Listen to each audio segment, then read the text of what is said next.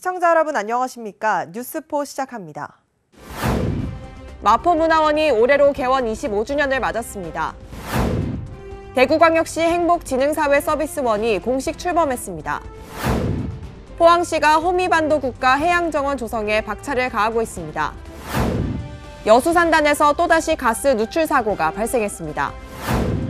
광주광역시가 농민수당 도입을 추진하고 있습니다. 올해 초 전국에서 78억 마리의 꿀벌이 사라지며 큰 충격을 줬는데요. 특히 전남 지역의 피해가 가장 컸습니다. 기후변화와 해충 등으로 인한 갈수록 심각해지고 있는 꿀벌 피해를 줄이기 위한 움직임이 시작됐습니다. 나주에서 10년 넘게 양봉을 하고 있는 조병화 씨. 지난 2019년만 해도 꿀벌로 가득했던 벌통이 300개나 됐지만 2, 3년 사이 100여 개가 줄었습니다. 올 1분기 전국 양봉 농가에서 사라진 꿀벌은 무려 78억 마리. 39만 개 벌통이 텅 비었는데 전남은 전국에서 가장 많은 10만 6천 개 벌통이 피해를 입었습니다. 살충제와 기후변화, 바이러스, 말벌 등이 꿀벌의 면역력 약화와 실종 원인으로 의심되지만 아직 명확한 원인은 찾지 못하고 있습니다. 그 부산항에 들어와갖고 경남 쪽으로 계속 해갖고 지금 충청 북도까지 올라갔어. 토차가 대합서 완전히 다 퍼져갖고 그렇게 돼갖고 있어요 지금 현재. 지난 10여 년 동안 전 세계에서 지속되고 있는 꿀벌 실종에 주요 국가와 유엔 등 기구들도 인류의 위기로 규정하며 관심을 쏟고 있습니다. 국내에서도 생태계 유지의 보루인 꿀벌 살리기를 위한 캠페인이 시작됐습니다. 한국농어촌공사는 꿀벌 서식지 마련을 위한 기부 이벤트로 시민들의 관심 모으기에 나섰습니다. 식량 부족 문제까지도 직결되는 그런 아주 중차대한 문제가 되겠습니다. 그래서 저희들은 이번 꿀벌 실종 이슈가 단순한 일회성 관심에서 벗어나서 그 꿀벌 수급 문제에 대한 우리 국민적 관심을 지속적으로 확대시키는 계기가 되었으면 하는 그런 바람이 되겠습니다. 우리에게 치명적인 피해로 되돌아올 수밖에 없는 꿀벌 실종을 막기 위해 정부와 기업 그리고 모두의 관심과 노력이 필요한 시점입니다. 지난 2019년에 착공한 광주 도시철도 2호선 공사가 도심 곳곳에서 이어지고 있는데요. 공사로 인해 차선이 줄어들거나 수시로 바뀌면서 운전자들의 안전을 위협하고 있습니다. 지난 10일 광주 서구 풍암동의 한 지하철 공사 현장 인근 도로.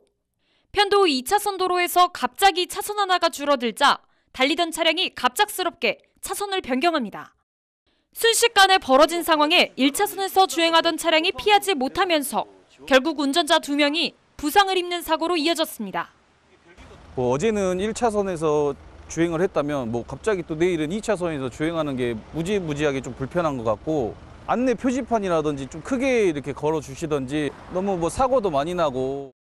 문제는 다른 지하철 공사 현장도 상황은 크게 다르지 않다는 겁니다. 공사 구간이 자주 바뀌다 보니 차선도 수시로 바뀌고 차량 유도선을 비롯한 노면 표시조차 뒤죽박죽입니다. 제대로 확인이 안 될 경우에는 조금 위험해서 앞차를 따라간다거나 아무래도 좀 불편한 부분들이 있죠. 현재 광주 도시철도 2호선 1단계 공사 구간은 총 17km로 모든 구간에서 도로 축소와 차선 변경이 이뤄졌습니다. 노블션들이 공사발에 다 이렇게 배정을 지금 자재나 이런 것들을 주로 하고 있어요. 안전지는 시간을 설정하는데 눈에 들어가기 위해서 좀 철거를 할 수가 있어요. 광주 도시철도 2호선 공사는 오는 2024년 2월까지 예정돼 있지만 공사 현장 인근에서 교통사고가 끊이지 않고 있어 대책 마련을 촉구하는 목소리가 높아지고 있습니다. 수도권 소식입니다. 신수동에서는 신수천리 마을 장터가 진행됐습니다. 주민들의 적극적인 공연뿐만 아니라 다양한 체험, 자매결연지 농특산물 판매 등의 장터가 운영됐습니다. 지난 24일 신수동 주민센터 앞마당 일대에서 제10회 신수천리 마을 장터를 개최했습니다. 신수동 주민자치위원회가 주최한 이번 행사는 개회식을 시작으로 라인댄스, 경기민요, 어린이 태권무 등의 행사가 진행됐습니다. 또한 자매결연지 농특산물 판매 장터, 코로나블루 심리상담과 징치기 등의 체험, 초청가수 및 주민공연 등 다채로운 활동으로 구성됐습니다. 한편 이번 장터는 어려운 이웃을 위해 판매 수익금을 쓰는 등 살기 좋은 마을 만들기 공모사업의 일환으로 운영됐습니다. 마포의 전통을 잇고 다양한 문화 강좌를 제공하는 마포문화원이 올해로 개원 25주년을 맞았습니다. 지난 28일에는 이를 기념하기 위한 기념식과 3계시 낭송회를 함께 진행했습니다. 지난 28일 마포문화원 강당에서 마포문화원 25주년 기념식과 제114회 3개 신앙송회가 진행됐습니다. 1997년 개원한 마포문화원은 마포구의 문화를 접할 수 있도록 다양한 문화 강좌를 개최하는 지역 문화발전 기관입니다. 3개 신앙송회는 마포를 사랑하는 전국 유명 문인들을 초청해 독자들과 함께 시와 음악을 즐기는 행사입니다. 이날 행사에서는 마포구의회 권영숙 행정건설위원장의 특별 신앙송을 시작으로 홍금자 시인과 주민들의 신앙송이 이어졌습니다. 앞으로도 마포문화원이 다양한 문화예술의 향기가 흘러넘치는 곳으로 가꿔나가길 기대합니다. 광역시 소식입니다. 대전시립미술관이 국립미술관 최초로 소장품을 보존관리하는 수장고를 시민들에게 개방했습니다. 대전시립미술관이 지난 10월 4일 수건사업인 열린수장고를 개관했습니다. 이번에 시민들에게 공개된 열린수장고는 미술관 입구 옆 지하 1층으로 건립됐으며 미술관의 소장품을 소개하는 상설 전시 공간인 열린수장고 2개실과 백남준 작가의 프랙탈 거북선을 위한 전용 전시 공간을 마련했습니다. 이에 열린수장고 1실에서는 시립미술관 소장품 1357점 중 73점을 일차로 공개하고 다양한 소장품을 소개하기 위해 주기적으로 작품을 교체할 예정입니다. 또한 열린수장고 2실에서는 2003년 이후 시립미술관 로비에 설치돼 자리를 지켰던 백남준의 프랙탈 거북선을 처음 대전 엑스포에 설치됐던 그대로 복원해 전시합니다. 한편 대전시립미술관은 열린수장고 개관을 계기로 대전 지역미술계와 소통하며 폭넓게 작품을 수집할 예정이며 공공재산으로서의 소장품을 공유하고 관람객들의 볼 권리를 보장할 계획입니다. 사회서비스원, 평생학습진흥원, 여성가족재단, 청소년지원재단 4개 기관을 통합한 대구광역시 행복지능사회서비스원이 공식 출범했습니다. 사회서비스원, 평생학습진흥원, 여성가족재단, 청소년지원재단 4개 기관을 통합한 대구광역시 행복지능사회서비스원이 10월 1일 공식 출범했습니다. 정순천 원장은 첫 업무로 지난 4일 산하시설인 시립희망원을 방문해 생활인들과 인사를 나누고 애로사항 청취와 점심 배식 봉사를 했습니다. 오후에는 대구행복진흥원의 출범을 축하하기 위해 김종환 대구시 행정부시장, 이만규 시의회 의장과 관계자 40여 명이 참석한 가운데 현판 제막식과 차담회를 실시해 출범식을 대신했습니다. 한편 대구행복진흥원은 평생교육과 여성청소년 등 통합적 사회서비스 제공을 위해 전문성을 가진 4개 본부체제로 운영됩니다.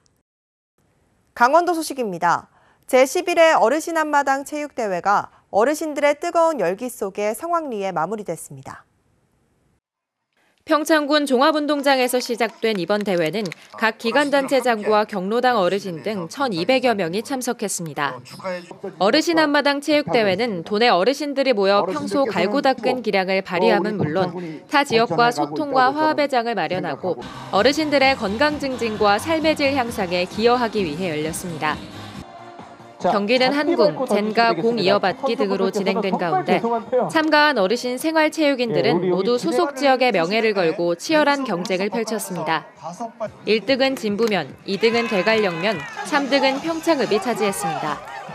특히 이번 대회에는 경기 이외에도 얼음이 맨발로 오래 서 있기 세계 신기록 보유자인 조승환의 퍼포먼스도 진행되어 눈길을 끌었습니다. 이번 어르신 앞마당 체육대회를 통해 코로나로 움츠렸던 평창 어르신들의 건강을 되찾고 체력을 증진함은 물론 행복한 노후 생활 문화를 조성할 수 있는 즐거운 축제의 장이 됐습니다. 횡성군이 오는 10월 말까지 2022년 노후 경유차 조기 폐차 지원 사업을 실시한다고 밝혔습니다. 군은 지난 3월부터 2022년 노후 경유차 조기 폐차 지원 사업을 실시하고 있으며 9월까지 약 200여 대 경유 차량이 지원 사업 혜택을 받은 것으로 집계됐습니다. 조기 폐차 대상은 정상 운행이 가능한 배출가스 5등급 경유 자동차 및 2005년 이전 배출 허용 기준을 적용하여 제작된 도로용 3종 건설 기계 등이며 횡성군에 6개월 이상 연속 등록돼 있고 최소 6개월 이상 소유 등 지원 조건을 충족해야 합니다. 신청을 원하는 구민은 차량 등록증, 자동차 검사 결과표, 신분증 등의 관련 서류 등을 갖춰 횡성군청 환경과로 방문 접수하면 됩니다. 충청도 소식 전해드립니다. 가축 전염병 특별 방역 대책 기간이 10월부터 내년 2월까지 5개월간 운영됩니다. 아프리카 돼지열병은 최근 양구와 춘천 등의 양돈 농가에서 신규 발생이 잇따르고 있어 대비가 필요하며 고병원성 조류 인플루엔자는 해외 발생이 지속돼 국내 유입 가능성도 큰 상황입니다. 이번 특별 방역 대책으로 도내 33개 기관이 참여해 대응반을 구성하고 방역시설을 강화할 계획입니다. 선제적 가축 방역 대응에 총력을 다해 도내 농가 아프리카 돼지열병 유입을 방지하고 고병원성 조류 인플루엔자를 차단할 방침입니다. 도 관계자는 농가에서 소독 방역시설을 완비하고 기본 방역수칙을 철저히 준수해 줄 것을 당부했습니다. 경상도 소식입니다. 포항시는 호미반도 국가해양정원 조성에 박차를 가하고 있습니다. 호미반도 국가해양정원이 조성되면 산림과 바다, 인문, 역사가 어우러진 동해안 해양생태 거점이 될 텐데요. 이와 함께 지역경제 성장의 또 다른 구심점이 될 것으로 기대됩니다. 지난 9월 30일 포항시는 호미반도 국가해양정원의 성공적인 조성을 위한 포럼을 개최했습니다. 이번 포럼은 건강한 바다 환경, 해양 생태, 인문 교육 거점, 지속 가능한 경제 성장 등을 실현하기 위해 사업에 대한 이해도를 높이고 시민 공감대를 확산하기 위해 마련됐습니다. 포항시는 해양 생태계를 미래 해양 관광 자원으로 개발해 지역 경제를 활성화하고 일자리를 창출하는 호미반도 국가해양정원 조성 사업을 추진하고 있습니다. 시는 이번 사업과 관련해 지난 2020년부터 수차례의 주민설명회와 전문가 자문회의를 거쳤으며 지난 4월 최종 보고회에 이어 기본계획 수립 용역을 완료하고 기재부의 예비타당성 조사 대상 사업으로 신청한 바 있습니다. 포항시는 호미반도 국가해양정원이 단순히 기존 유격 지역의 정원 개념을 해양으로 확대하는 데 그치지 않고 호미반도 일원의 풍부한 산림 자원과 해안 경관을 적극 활용해 지역 발전에 중추적 역할을 할 수 있도록 여러 방안을 모색할 계획입니다. 광주 전남 소식입니다. 화순의 대표 산업 중 하나인 탄광산업이 조만간 종료될 것으로 예상되면서 미래 먹거리 발굴에 대한 고민이 깊어지고 있습니다. 기존의 백신 특구 등을 중심으로 첨단 의료 산업을 미래 먹거리로 선정했지만 아직 갈 길이 멀어 보입니다. 117년의 역사를 가진 화순탄광이 내년쯤 조기 폐광될 것으로 보입니다. 지난 2월 석탄공사 노사가 세계광업소를 폐업하기로 합의한 데 이어 종사자 특별위로금에 대한 논의도 이어지며 폐광 절차가 속도를 내고 있습니다. 현재는 270여 명에 불과하지만 한때는 1,500여 명이 종사하는 등 화순 경제의 한 축을 담당해온 탄광 산업인 만큼 그 빈자리를 어떻게 채울지도 고민입니다. 일단 화순군은 첨단 의료 산업을 미래 먹거리로 선정한 상태입니다.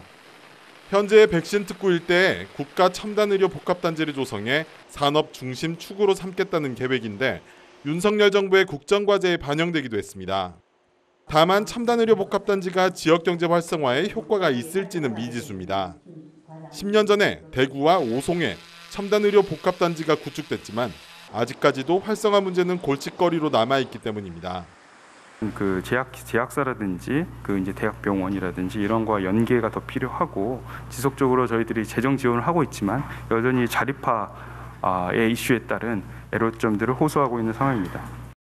화순군도 활성화를 위해 기업이 찾아올 만한 경쟁력을 갖추려는 고민에 들어갔습니다.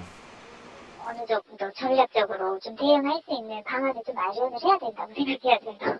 광주하고 전남하고 연계해서 지금 계속 협의도 하고 있고 또 앞으로 이제 제조사 영역도 들어가고 그렇게 지금 계획을 잡고 있거든요. 이 밖에도 폐광으로 일자리를 잇는 근로자들이 다시 일할 수 있는 대체 산업 육성도 시급한 과제로 남게 됐습니다. 학생 수가 줄어들면서 문을 닫는 학교가 점차 늘고 있는데요. 전남에서만 80개가 넘는 폐교가 아무런 쓰임도 없이 방치되고 있어 활용 방안에 대한 고민이 필요해 보입니다. 늦깎이 여고생들의 음악 수업이 한창입니다. 원래는 중학교였던 이 학교 건물은 지난 2009년 폐교된 뒤 만학도들의 배움터로 변신했습니다. 지난해에는 학교폭력 피해 학생들이 상담과 치료를 받을 수 있는 공간도 들어섰습니다. 어차피 남아있는 공간이기 때문에 이 부분들을 우리 지역사회 주민들과 함께하고 우리 자체적으로 이걸 활용할 수 있다면 그렇게. 하지만 폐교가 모두 교육이나 문화시설로 거듭나는 건 아닙니다. 지난 1997년 폐교된 전남의 한 초등학교. 굳게 닫힌 철문 너머로 잡초가 무성합니다. 이렇게 아무 쓰임 없이 방치된 폐교는 전국적으로 모두 351곳. 전남이 85곳으로 가장 많았고 경남과 경북, 강원도가 뒤를 이었습니다. 대부분 폐교 주변 인구가 적고 접근성이 떨어지는 오지에 있다 보니 매각도 쉽지 않은 상황입니다.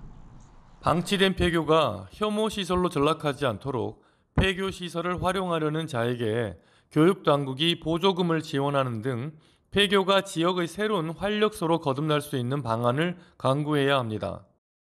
정부가 학령 인구 감소에 맞춰 학교 통폐합 정책도 강화하겠다고 밝힌 만큼 늘어나는 폐교 활용을 위한 실질적인 대책 마련이 시급해 보입니다.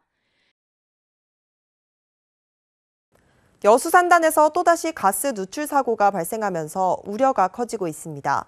대기업이나 중소기업 가리지 않고 사고가 발생하면서 산단 전반에 걸쳐 대대적인 점검이 시급하다는 목소리가 나오고 있습니다. 갑자기 흑색 연기 기둥이 하늘로 솟구쳐 오릅니다. 인근 작업자가 즉각 사고임을 알아차립니다. 여수시 화치동 국가산단에서 가스 누출 사고가 난 곳은 철거 중이던 옛 한국실리콘 공장입니다. 지난해 금호 P&B와 한 철거업체가 경매로 낙찰받은 뒤 공장 철거 작업이 진행 중이었습니다. 배관이 절단되면서 안에 남아있던 유독물질 트리클로로실란이 누출된 건데 다행히 인명피해는 없었습니다. 실리콘 화합물 중 하나인 트리클로로실란은 제3위험물로 분류되는 무색의 자연 발화성 가스입니다. 금호 P&B 측은 철거업체가 책임질 문제라는 입장입니다. 저희 지분 얼마, 그쪽 지분 얼마 해가지고 이렇게 나눠서 같이 들어가서 같이 참여했습니다. 철거에 대해서 저희가 관여를 하고 있지 않습니다. 인근 주민 등은 그동안 유해 물질이 남아있을 것이 뻔한데도 제대로 철거가 되지 않고 있다며 여수시청 등의 민원을 제기해왔습니다. 클리닝이 제대로 안 되게 되면 그거는 고철이 아니고 이제 그 폐기물이 되거든요. 그런 관련해가지고 민원이 들어왔던 것 같습니다. 지난달 27일 여수산단에서 노동자가 추락해 숨진 지 불과 일주일 만입니다. 여수산단에서는 최근 한 달 사이 가스 누출과 화재, 추락 사고 등 발생할 수 있는 대부분의 사고가 속출하고 있습니다. 정부가 바뀌고 시행령을 개정한다고 하는 이런 이야기도 들리고 이후에 이것이 제대로 시행되고 있지는 않다 이렇게 보입니다. 게다가 사고가 날 때마다 책임 떠넘기기와 사고 은폐까지 반복되는 상황. 시행 1년도 채 되지 않은 중대재해처벌법의 실효성이 이미 없어진 것 아니냐는 우려까지 나오고 있습니다. 이건희 전 삼성그룹 회장의 기증전, 이건희 컬렉션의 첫 지역 순회 전시가 광주에서 시작됐습니다. 국보와 보물 등 지정 문화재들은 물론 서울 전시에서도 공개되지 않았던 작품들이 관람객들에게 첫 선을 보이고 있습니다. 술에 취해 쓰러져 있는 기녀의 모습을 과감한 구도와 섬세한 표현으로 담아낸 신윤복의 해원 화첩. 한 폭의 산수화를 백자에 담아내 백자와 산수화의 멋을 함께 느낄 수 있는 백자 청화 산수문의병. 모두 국립광주박물관에서 진행되는 고 이건희 회장 기증 전시, 어느 수집가의 초대에서 만나볼 수 있는 작품들입니다. 국립중앙박물관의 이건희 기증품 첫 지역 특별 전시인 이번 광주 특별전에서는 회화와 도자, 불교 공예품 등 모두 271점의 작품들이 관람객들을 맡고 있습니다. 빛에 취약한 서화 작품들은 전시 기간 중에도 교체됩니다. 겸재정선의 대표작 인왕제색도는 10월 한 달 동안에만 전시됩니다. 그 이후로도 정약용의 글씨와 또 김홍도의 추성부도 같은 대작들이 함께 전시가 될 예정이오니 4개월간 항상 놓치지 말고 그 작품들을 감상하실 수 있었으면 좋겠습니다. 광주 시립미술관에서도 이건희 컬렉션 사람의 향기 예술로 남다가 함께 진행되고 있습니다.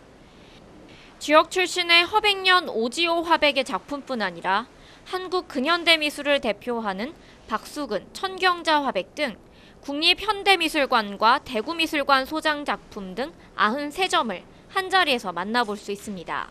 다양한 작품들과의 비교도 되고 서로 더 좋다 나쁘다가 아니라 서로 더 다른 감성의 비교도 되고 한 분 한 분 찾아뵙기 힘든 작품들 한 곳에서 볼 수 있어서 더 좋은 기회였던 것 같습니다.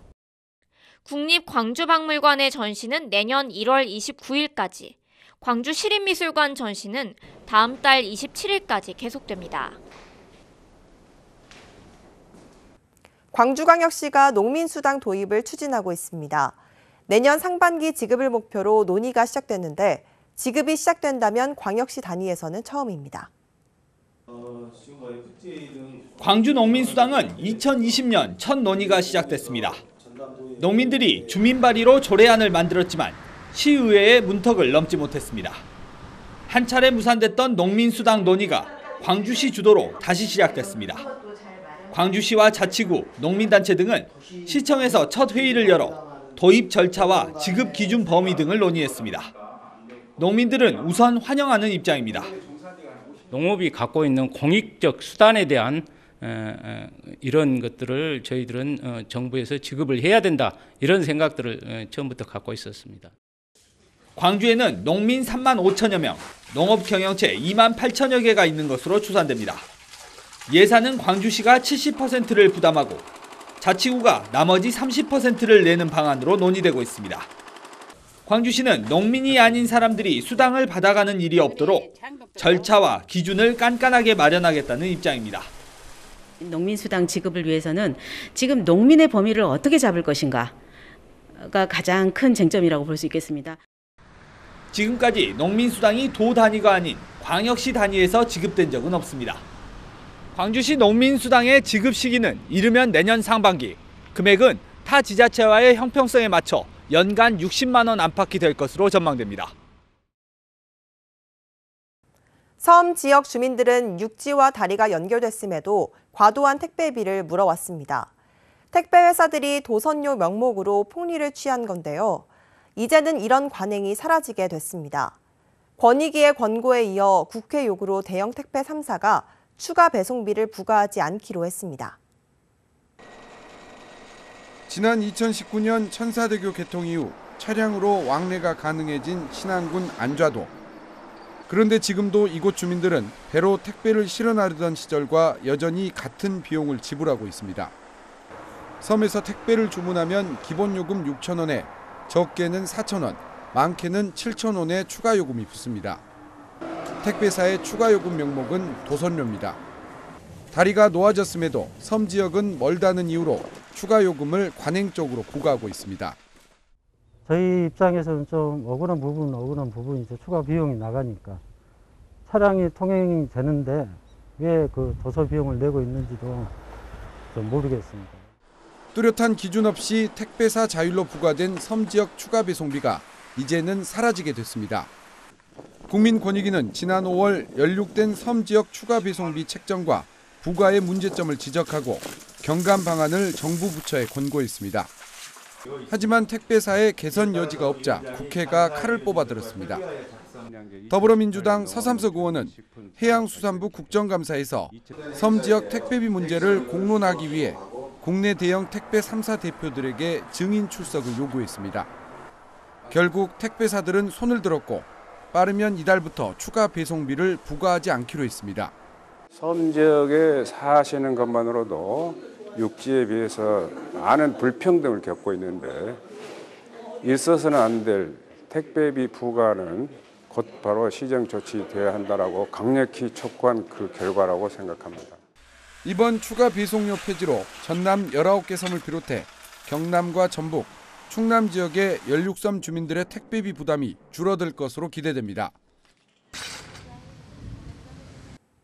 여수시 대표 축제인 제56회 여수 거북선 축제가 희망의 미래를 향해 다시 함성이라는 주제로 3년 만에 개최됐습니다. 9월 30일부터 10월 2일까지 3일간 종포해양공원 일대에서 열린 거북선 축제는 국내 최고의 길놀이 행사인 통제형 길놀이를 시작으로 드론 라이트쇼와 검은도 뱃노래 시연, 거북선 가요제 등 다채로운 프로그램으로 진행됐습니다. 또한 관람객이 직접 참여할 수 있는 여러 부대 행사와 체험 행사가 열려 시민과 관광객 모두에게 풍성한 즐길거리를 선사했습니다. 여수시가 2022년 을지연습 평가 결과 전라남도 최우수 기관으로 선정됐습니다. 지난 8월 22일부터 25일까지 3박 4일 동안 실시한 2022년 을지연습에서 여수시는 전라남도 최우수 기관으로 선정됐습니다. 특히 국가 비상대비 태세 확립을 목표로 화생방 드론 테러에 대비한 육상, 해상, 공중 실제 훈련을 현장감 있게 실시해 높은 평가를 받았습니다. 과음, 폭음 등 잘못된 음주 습관은 알코올성 치매의 원인이 될 수 있습니다. 술을 많이 마시면 알코올이 뇌와 신경계에 필요한 비타민 B1이 흡수되는 것을 방해하고 뇌 손상이나 위축을 일으키는 등 영향을 미치기 때문인데요. 특히 술을 마신 뒤 기억을 잃는 블랙아웃을 자주 경험하는 사람일수록 알코올성 치매 위험이 높아 주의해야 합니다. 이상 뉴스 마칩니다. 시청해주신 여러분 고맙습니다.